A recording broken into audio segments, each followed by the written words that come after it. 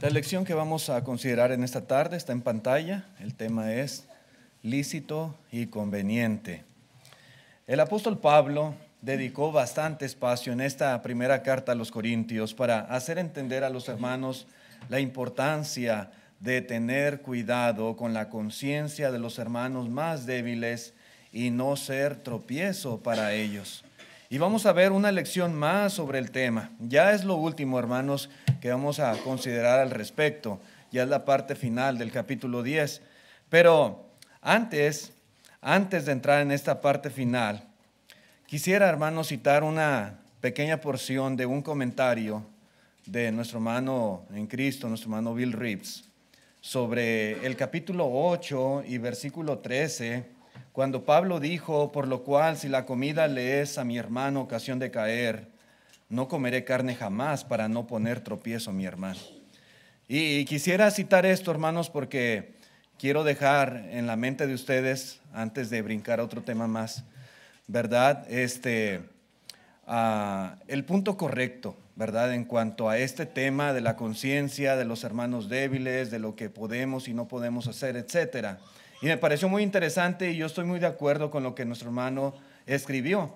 Y él dice: algunos se valen de este versículo para afirmar que siempre que algún hermano se ofenda al ver que otros practiquen cierta cosa, los que la practican deben dejar de hacerlo para no lastimar los sentimientos del hermano, dice él. Tal afirmación ignora lo que Pablo está diciendo y se basa en la idea común de la palabra ofender, entre paréntesis, lastimar sentimientos. Dice nuestro hermano Bill Reeves: de esto no habla Pablo. Habla de hacer algo que induzca a otro a pecar al hacer él la misma cosa en violación de su conciencia. Ciertamente no habla de no hacer ciertas cosas que contradigan la opinión o el escrúpulo de algún hermano en el asunto. Las ideas peculiares de alguien no han de determinar las acciones de los demás. Los sentimientos personales de algún hermano no han de controlar a la iglesia local. A veces pasa que algún hermano quiere imponer cierto escrúpulo suyo. Se considera muy fuerte en la fe, pero por nada haría otra cosa. Dice, pone presión sobre los demás para que se conformen, porque si no, él se siente. Cita este pasaje para apoyarse, pero su caso no entra aquí. El caso aquí es de algún hermano débil que, si es estimulado a hacer algo que le prohíbe su conciencia, y al hacerlo peca y se pierde. Dice nuestro hermano Bill Reeves, hay una gran diferencia.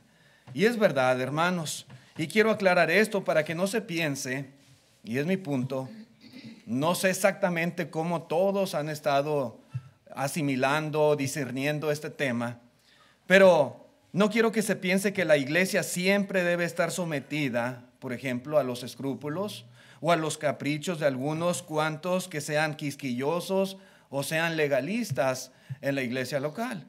De esto no trata la enseñanza del apóstol Pablo. Debe de haber siempre, pienso yo, hermanos, un equilibrio. Un equilibrio. Debemos aprender a juzgar cada situación en particular que se suscita en la iglesia. Debemos aprender a juzgar cada argumento que los hermanos dan. Debemos aprender a juzgar también, hermanos, cada punto de vista de los hermanos. Siempre, porque siempre van a surgir cositas por ahí diferentes y a alguien tal vez por ahí haga un comentario que no le parece, ¿verdad? De algo que se hace, etcétera. Escuchar, ¿sí? Oír el argumento, oír con atención cuál es el punto de vista y hasta dónde, ¿verdad? Es simplemente un capricho o hasta dónde en verdad ese hermano está siendo estimulado a hacer algo, ¿sí? A practicar algo que va a ser pecado para él por violar su conciencia. Cada situación se debe de analizar muy a detallemente. No porque alguien, hermanos, difiere quiere decir que tenemos siempre que hacer todo lo que ese hermano dice para que no se ofenda, para que no se sienta, para no herir sus sentimientos. Pero por otro lado, hermanos, tampoco podemos decir, pues a mí no me interesa lo que el hermano piense. La hermana dice esto, pero no me interesa, que le haga como quiera, ¿verdad? Que madure. Tampoco podemos hablar así, tampoco a la ligera. Tenemos que discernir muy bien el asunto y tratarlo con mucho cuidado. No queremos que ningún alma se pierda. Tampoco vamos a estar sometidos, ¿verdad?, siempre al escrúpulo de algún hermano inmaduro o débil. ¿Sí? Hacer las cosas siempre, hermano, con mucho cuidado en cuanto a este tema de lo que el apóstol Pablo está tratando aquí. Ahora, vamos viendo, hermanos, cómo el apóstol Pablo ahora en la parte final del capítulo 10, él habla de que la libertad de los cristianos tiene límites. Tiene límites. Dice, hermanos, la Escritura en el capítulo 10, versículo 23 de la primera carta a los Corintios. Dice así la palabra de Dios. Dice, todo me es lícito, pero no todo conviene. Todo me es lícito, pero no todo edifica. Ninguno busque su propio bien, sino el del otro. A veces pensamos que cualquier asunto que podamos tratar puede ser colocado en una de estas dos clasificaciones: correcto o incorrecto. Y a veces pensamos que simplemente hay estas dos líneas de pensamientos, pero la vida cristiana es mucho más compleja que eso a la hora de discernir y de juzgar. No es simplemente, hermanos, decir está bien o está mal. Hay muchos detalles, muchos factores que entran a la hora de discernir si algo podemos o no podemos hacerlo. Alguna práctica pudiera ser inocente, lícita, en un contexto. Pero también esa misma práctica puede ser llena de culpa y pecaminosa en otro contexto. ¿Sí? Las circunstancias del asunto son muy importantes. El entorno, el ambiente, las personas que nos rodean. Y comer carne que había sido sacrificada a los ídolos era una de esas cosas. Que en un entorno, hermanos, puede ser algo totalmente inocente y sin ningún problema, pero en otro entorno diferente, ahí sí, era malo. El punto de Pablo es no abusar de cosas de las cuales podemos tener libertades, derechos, que aparentemente no tienen nada de malo y no hay problema en hacerlo. Tener cuidado con las circunstancias y no abusar de esa libertad. Hay otras consideraciones, hermanos, aparte de nuestra libertad que siempre debemos estar tomando en cuenta. Solo porque algo es permitido, dice Pablo, no significa que sea conveniente, o que sea benéfico, o que sea edificante, o que contribuya al progreso espiritual de otros. No necesariamente es así. A veces algo lícito puede también contribuir a la caída y la perdición de algún hermano o de alguna persona si no tenemos cuidado y no actuamos con prudencia. Puede ser que alguien se pierda, puede ser que alguien se debilite, puede ser que alguien reniegue del evangelio, no quiera saber nada de las cosas de Dios por hacer algo lícito, por ejercer un derecho. Y no queremos que ese tipo de cosas lleguen a suceder. La prioridad de los cristianos no debe ser siempre nuestro propio bien, nuestro propio prestigio, nuestro propio beneficio. Hermanos, para nosotros debe ser mucho más importante buscar la ventaja, el bienestar y el crecimiento espiritual de los demás, de aquellos que nos rodean. Dice en el versículo siguiente el apóstol Pablo, en el 25 y 26, dice, de todo lo que se vende en la carnicería, comed sin preguntar nada, por motivos de conciencia, porque del Señor es la tierra y su plenitud. Sí, en aquellos tiempos, como hemos comentado, ¿verdad? Se ofrecían a veces en sacrificio animales de diferentes tipos, y el excedente de esa carne se vendía al público, se ponía en las carnicerías y la gente la compraba. Y dice el apóstol Pablo que si algún hermano iba a la carnicería a comprar algo de carne, que no estaba obligado a preguntar al comerciante si esa carne había sido sacrificada a los ídolos. No. Él no tenía que estar indagando de dónde vino, de dónde procede. Dice, come sin preguntar nada por motivos de conciencia. Tú come tranquilamente. Sin embargo, la carne en sí misma, pues no era afectada en ninguna manera por el hecho de haber sido ofrecida, hermanos, en un sacrificio pagano. La carne seguía siendo carne. No cambiaba su constitución física. No le afectaba en nada a la carne. Seguía siendo la misma. Y la lealtad o la fidelidad a Cristo tampoco era comprometida por haber comido esa carne. No era así. ¿Y por qué dice el apóstol Pablo? Dice, porque del Señor es la tierra y su plenitud. Él mismo está dando aquí el argumento, la respuesta. Esos alimentos han sido provistos por el Señor como bendición. Dios, hermanos, es el que nos da la comida. Y Él los ha dispuesto para nuestro uso y para nuestro beneficio. La carne, el pescado, los frutos, los vegetales, todos los alimentos que en esta tierra se producen son del Señor. No son de los ídolos. Y son para nuestro uso. Y en ese sentido, desde esa perspectiva, desde ese punto de vista, dice el apóstol Pablo, no hay ningún problema en comerlos. Carne es carne. ¿Sí? Tú ve a la carnicería, no sabes de dónde provino la carne, pero tú no preguntes, tú cómprala y cómela. Que tu conciencia no te lastime, no te redarguya, ni estés haciendo un proceso de investigación a ver quién la trajo y de dónde la trajo y cuándo la trajo y nada de eso. Compra y come. Porque de Jehová es la tierra y su plenitud, dice el apóstol Pablo. Pero luego continúa en el versículo 27 y dice, si algún incrédulo os invita y queréis ir, de todo lo que os ponga delante comed. Y dice, sin preguntar nada por motivos de conciencia. Y ahora pasa el apóstol Pablo de la carnicería a un segundo ejemplo, alguna situación diferente. En este caso en particular, ¿verdad? Alguien nos invita a comer a una casa. Lo que era cierto para la carne comprada en el mercado público, también era cierto, en este caso en particular, para la carne que podía ser servida en privado, en casa de algún incrédulo. Era exactamente la misma situación.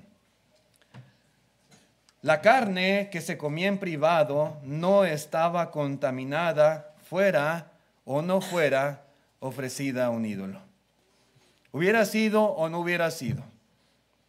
La carne no se contamina en sí por eso. No perdía sus propiedades de carne. Podía saciar el hambre, podía nutrir a la persona, podía disfrutarse en el paladar, aquel jugoso steak asado a la parrilla, etcétera. No afectaba en nada desde ese punto de vista. El hermano podía comer. Si aquel incrédulo lo invitaba a su casa y él aceptaba la invitación y servía la mesa, pues el hermano podía comer de lo que le sirvieran sin ningún tipo de culpa ni ofensa en su conciencia. Y volvemos a lo mismo, él no tenía que hacer una investigación y estar indagando acerca del origen de aquella carne, simplemente coma. No hay ningún problema.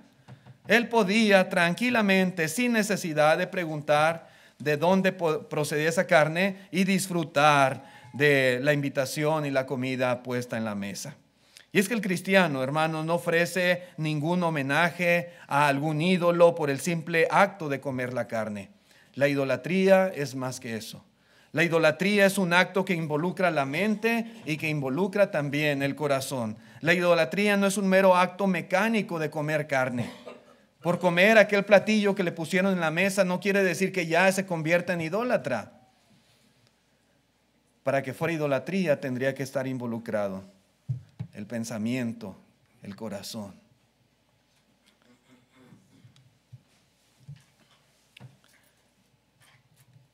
Si alguien, hermanos, nos invitara a nosotros a su casa y nos dice, ¿gustan unos tamalitos?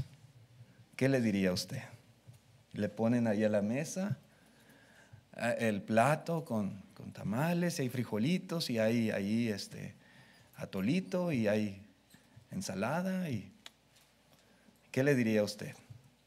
Pues yo creo que todos diríamos, pues sí, gracias, muchas gracias, si se me antoja, ¿cómo no? Si me como unos 3, 4 tamalitos.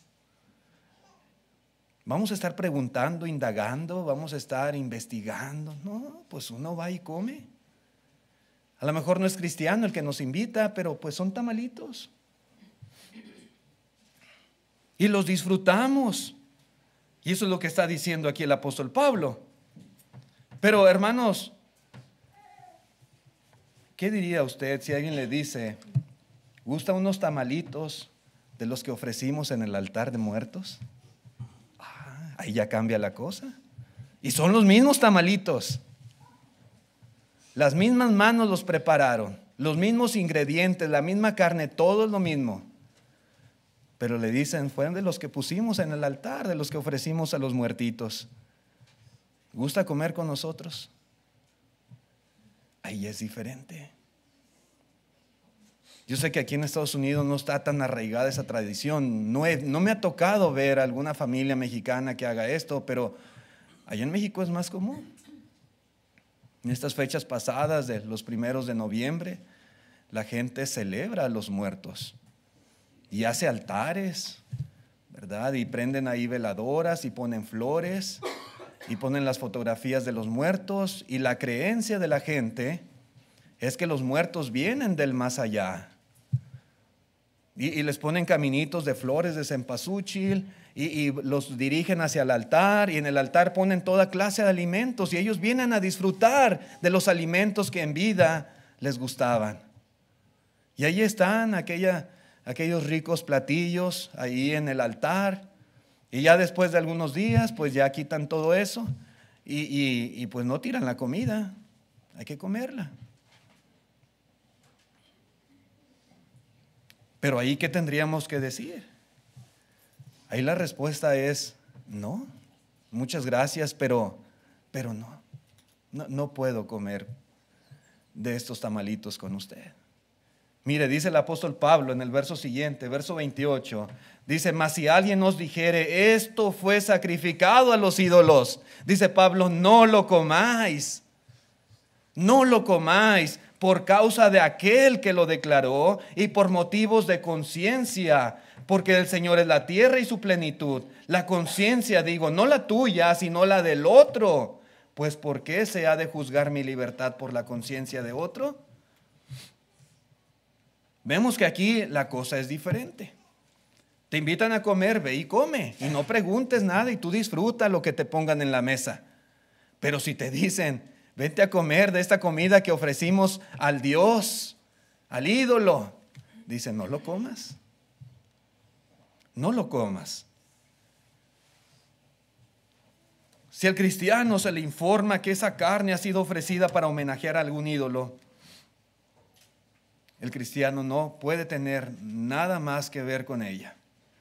Nada. ¿Por qué, hermanos? ¿Por qué dice Pablo, no la comáis por causa de aquel que lo declaró? Bueno, porque su consumo sería interpretado como un respaldo implícito a su Dios, a su ídolo, a su religión, a su creencia. Sería como apoyar lo que ellos hacen y participar. La conciencia de aquel que lo declaró va a pensar que el cristiano comulga con su fe idólatra. El cristiano, hermanos, no puede dar lugar, dar pie a que esas cosas sucedan.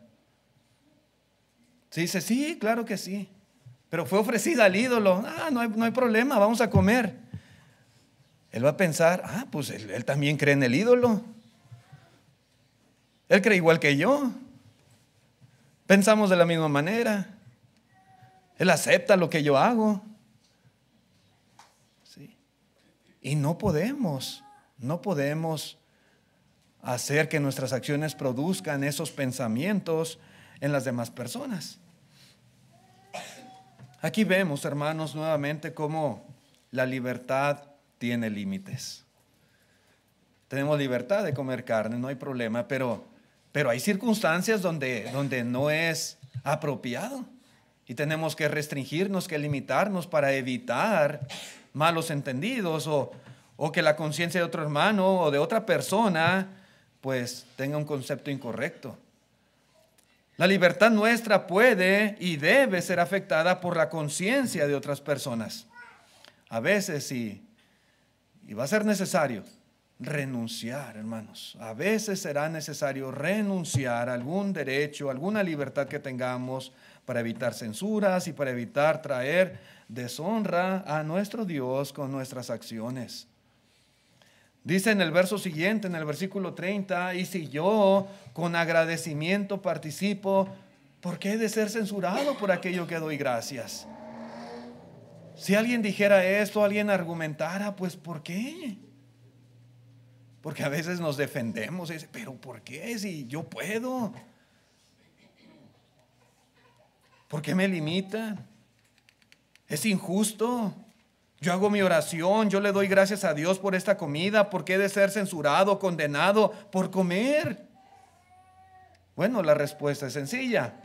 Porque al comer esa carne que le estaba siendo informado que había sido sacrificado a los ídolos, entonces él sería tropiezo para otros allí presentes. Su acción iba a ser tropiezo para los demás.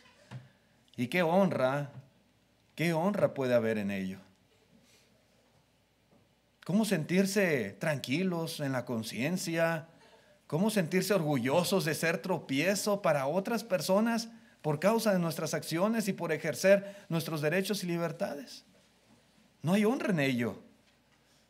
Era mejor no participar para no ser relacionado con el ídolo y para no poner tropiezo a nadie. Era mejor no participar para no dañar la influencia del evangelio. Era mejor no participar para no crear una falsa visión de las personas acerca de Dios y acerca de la iglesia también que Jesús edificó. Porque si lo hacemos, la gente va a creer, no, pues los cristianos, ellos también creen en los muertos y que ellos vienen y ellos están de acuerdo en que se ponga un altar y se les ofrezca comida. El otro día vino el hermano Israel y aquí comió con nosotros del panecito de muerto que pusimos ahí en el altar y de los tamalitos. ¿Sí? Y entonces vamos a tergiversar el evangelio, la iglesia, la visión que la gente tiene acerca de Dios, del Señor Jesús, de su doctrina, por ser partícipes con ellos en cosas que sabemos no son correctas.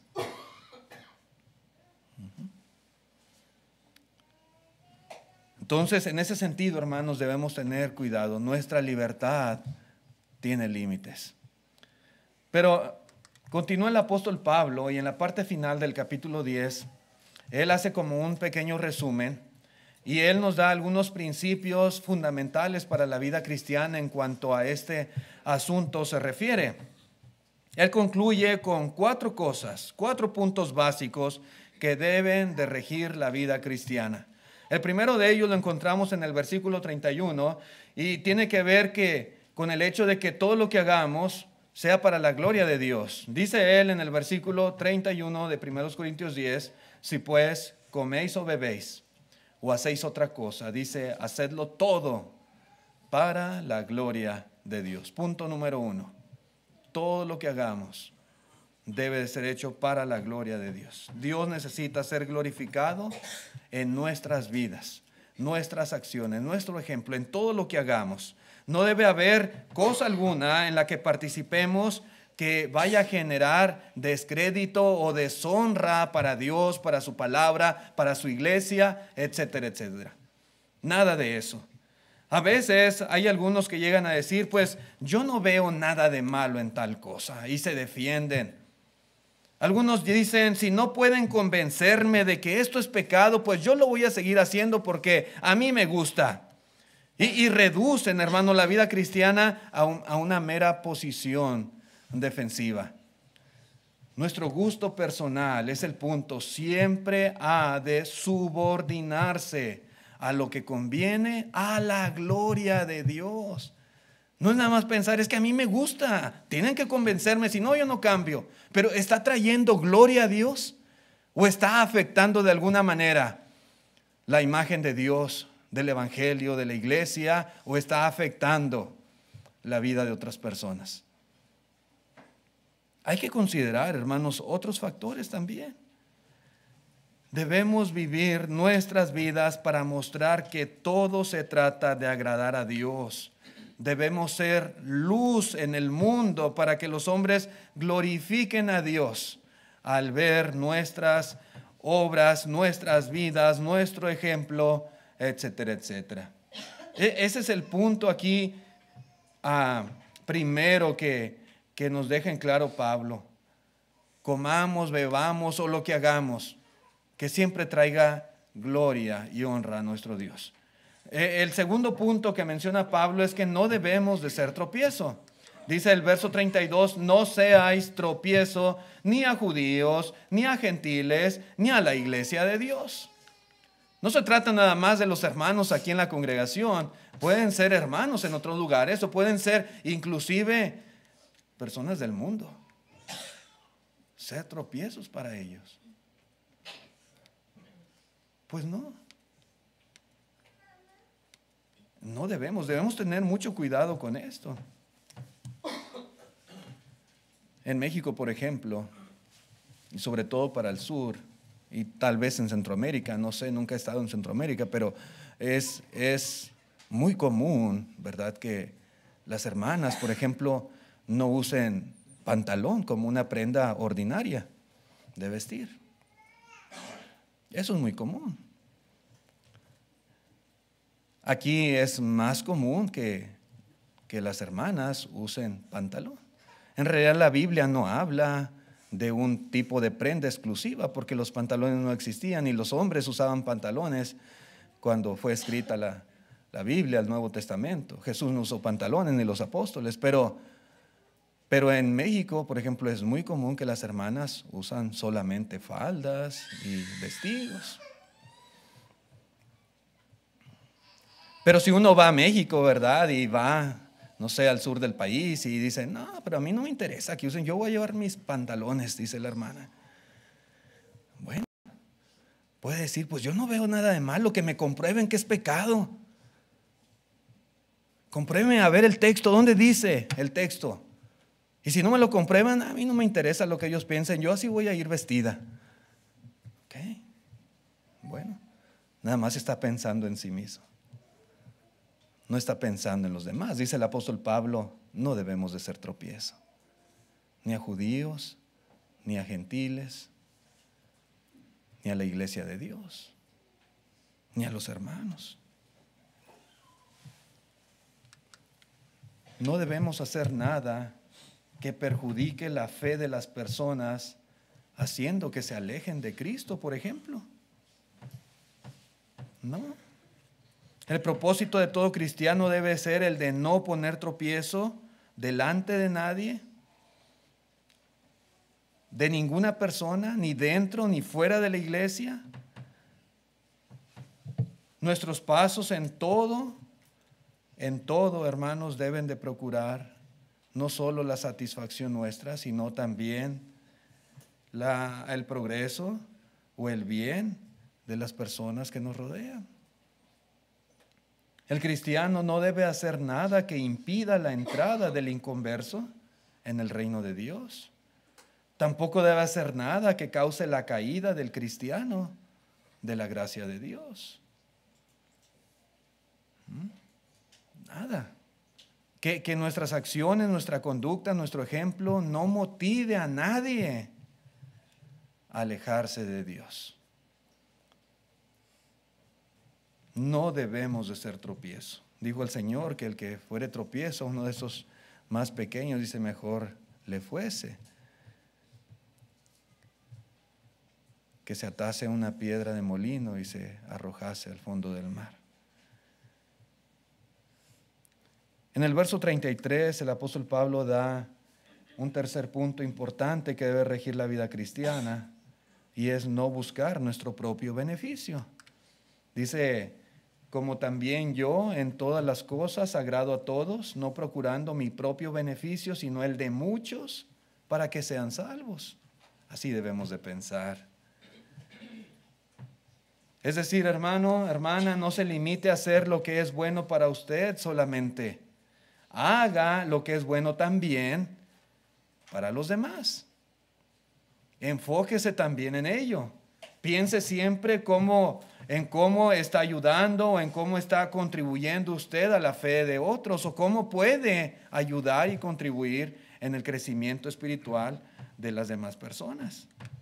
¿Qué nos estamos diciendo unos a otros que ayudará a nuestra edificación? ¿Qué le diremos a las personas en el mundo que les mostrará a Dios, que les dará un conocimiento espiritual? Pensar en ello y hacerlo, ejecutarlo.